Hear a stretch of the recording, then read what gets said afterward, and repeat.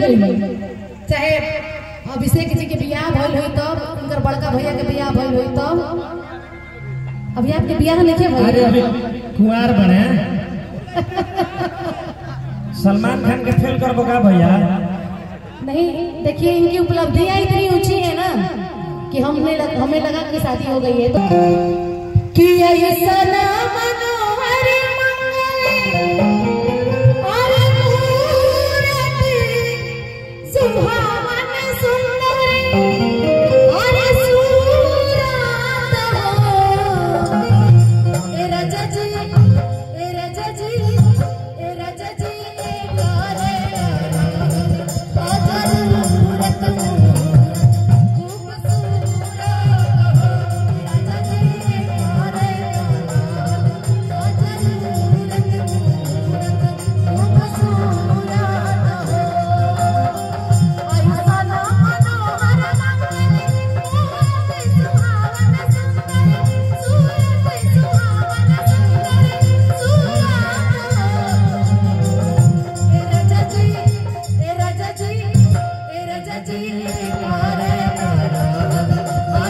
जरूरत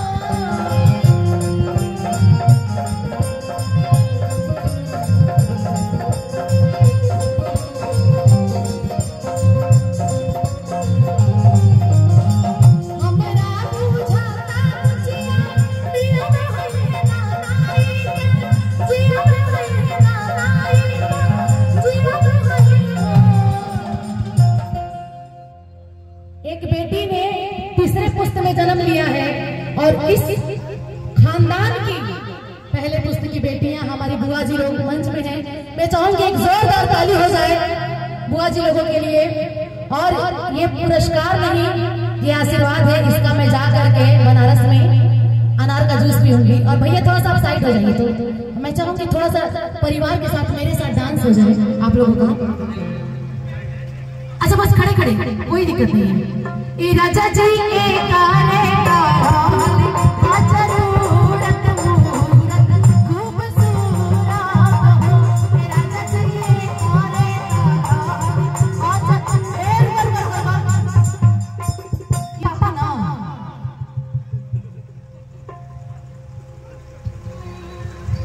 कि राजा जी खजनवा देगा, रानी जी कहनवा देगा, राजा जी खजनवा देगा,